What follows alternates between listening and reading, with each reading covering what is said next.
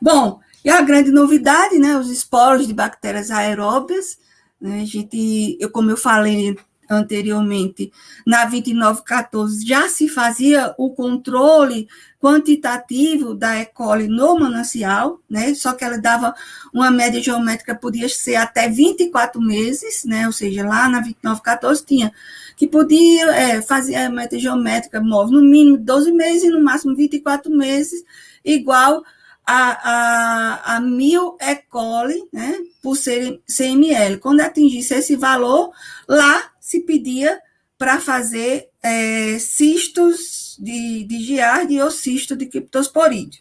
Agora, ela faz o seguinte: se ultrapassar esse valor médio, né, a média geométrica móvel, nos últimos 12 meses, se ultrapassar esse valor ou igual, deve-se avaliar a eficiência de remoção da estação de tratamento de água por meio do monitoramento semanal de esporos de bactérias aeróbias.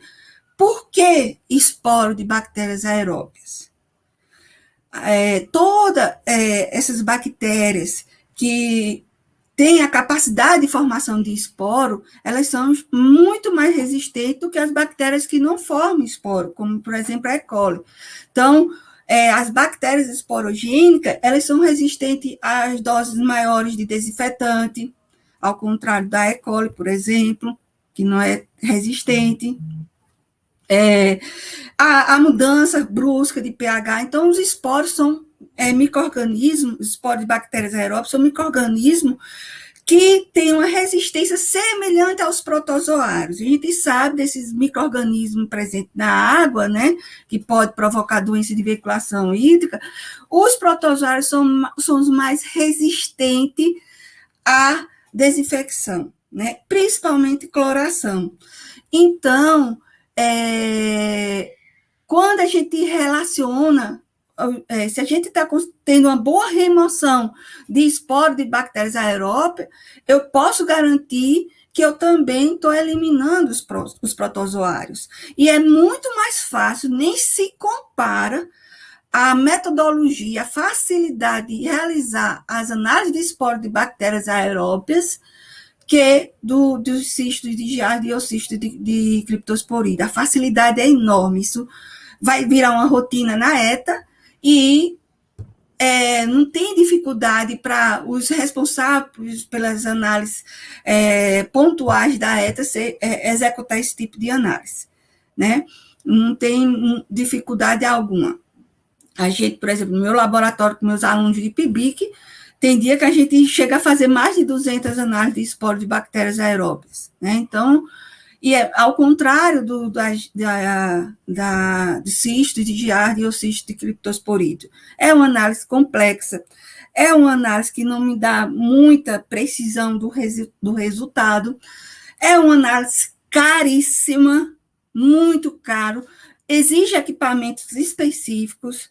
Então, por isso, essa substituição, porque com o controle da turbidez e o controle do esporo de bactérias aeróbias, a gente pode ter uma melhor garantia em relação à qualidade microbiológica da água. Eu posso ter mais certeza da segurança da qualidade microbiológica da água.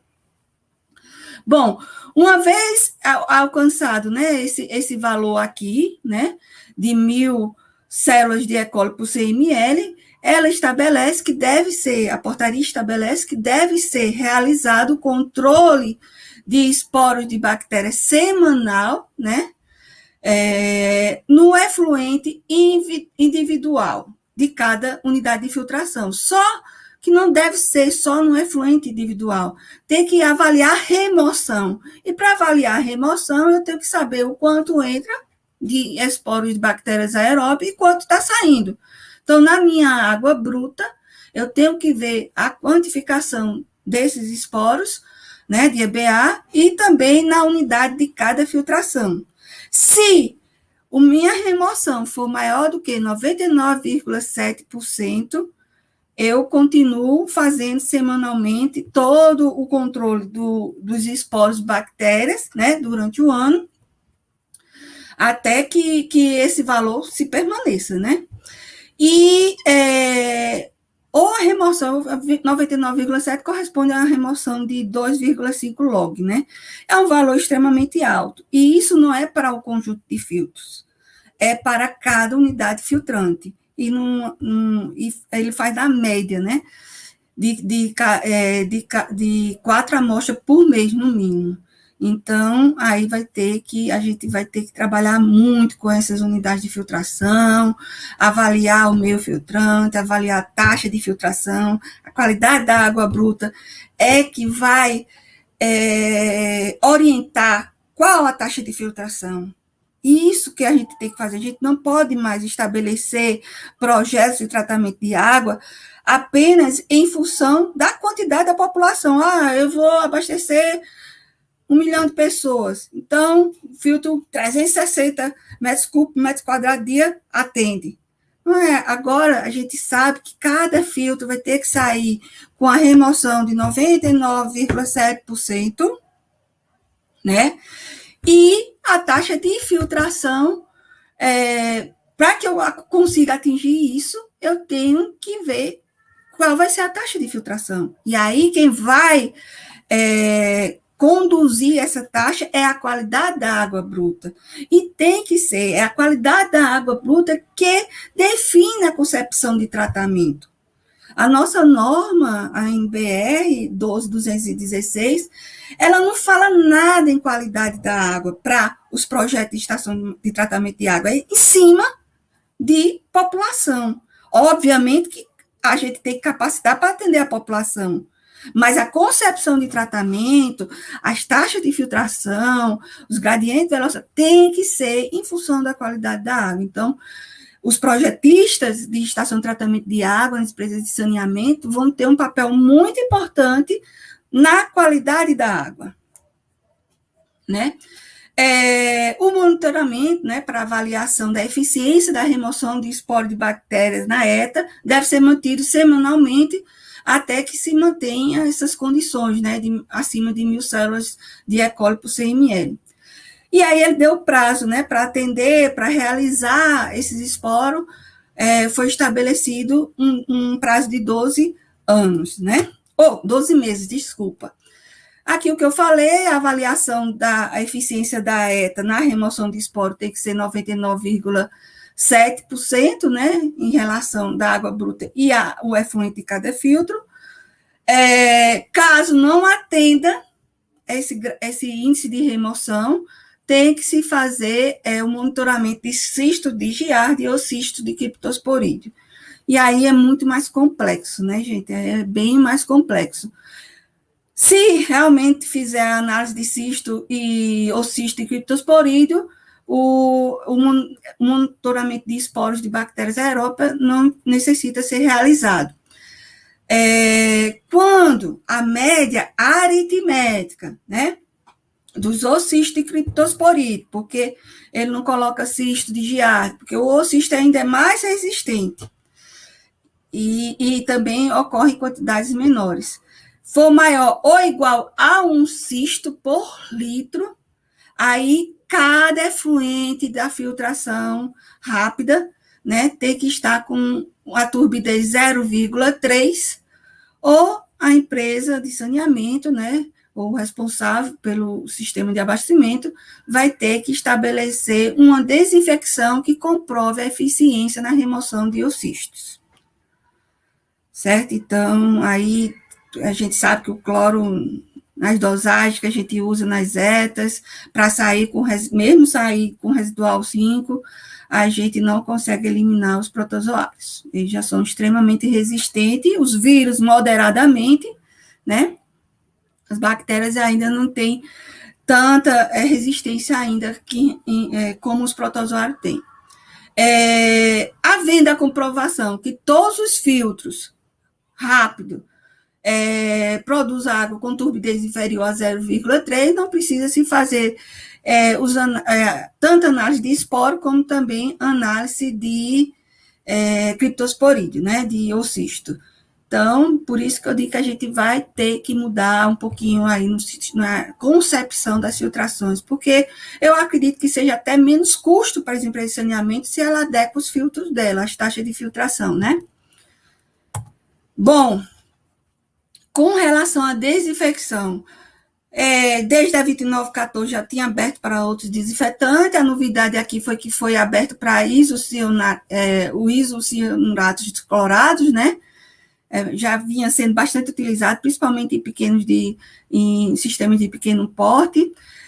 E aí os CT, que é estabelecido nas tabelas, né, nos anexos 3, 4 e 5, o CT praticamente duplicou o tempo. Então, aí, mais uma vez, o projetista vai ter que ver como, vai ter que projetar em cima desse CT as suas câmeras de contato, né?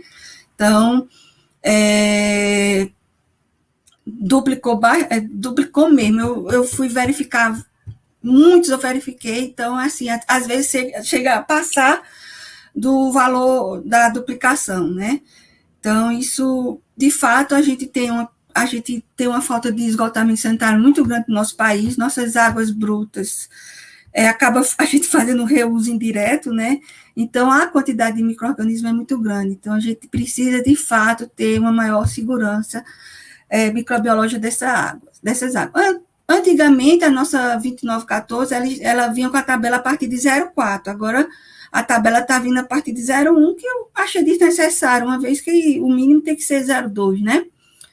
Também houve mudança, né, na concentração e tempo do ozônio, que passou para 0,34, antes era 0,16, assim também como a ultravioleta, que passou para 2,1, antes era 1,5. Um ponto que todo mundo reclama, e às vezes até eu concordo, que foi excluído aquela recomendação com relação à manutenção de 2 miligramas por litro na rede. O que estabelece é o que tinha estabelecido antes, que o valor máximo permitido de cloro residual livre é 5. Aí eu queria tentar interpretar essa retirada, né? Por que foi tirada? Eu acredito, é uma interpretação minha. Muitas vezes as pessoas imaginavam, eu já tive defesa de dissertação, onde tanto o professor como o aluno, eles pensavam que esse 2 era o máximo. E muitas pessoas, né, não têm o costume, às vezes, de olhar as tabelas, né? Olhar minuciosamente aquelas tabelas. E aí se pensava que esse 2 era o máximo. E isso também acontecia muito nas empresas de saneamento. Então, tem empresas de saneamento que não tem reforço de cloro na rede. Nós temos, às vezes, uma cidade, às vezes a água vem de uma cidade, passa para não sei quantos municípios e não tem nenhum reforço de cloro. E aí, se a pessoa imaginar que é apenas 2, quando chega ao fim da rede, é zero, não tem nada de cloro. Então, acho que foi para evitar esses pontos finais de rede ficar sem o residual mínimo de cloro. Assim eu penso, foi minha interpretação. Bom, o restante, né, não mudou, não houve modificação nos valores, ele apenas, agora não está mais se referindo a cloro residual livre, e sim residual e desinfetante, né? E uma coisa que eu achei fantástico foi o teor mínimo de cloro em caminhão-pipa. Então, independente, né, de qual a água seja, ele tem que manter o cloro residual livre de 0,5 no carro-pipa. Então, isso eu achei bastante positivo. Com relação à radioatividade, que desde a 2914 que a gente está tendo esse controle, aqui também não houve mudança, né, em relação à atividade alfa e beta, e eu achei positivo porque estabeleceu de quem é a responsabilidade para dizer se aquela água é potável ou não em relação às atividades de alfa e beta, né? Vai ser a própria Comissão Nacional de Energia Nuclear. Então, como essas análises, às vezes, não tem muita precisão, né? Às vezes então, eles vão avaliar outras atividades e outras substâncias radioativas para poder avaliar a potabilidade dessa água.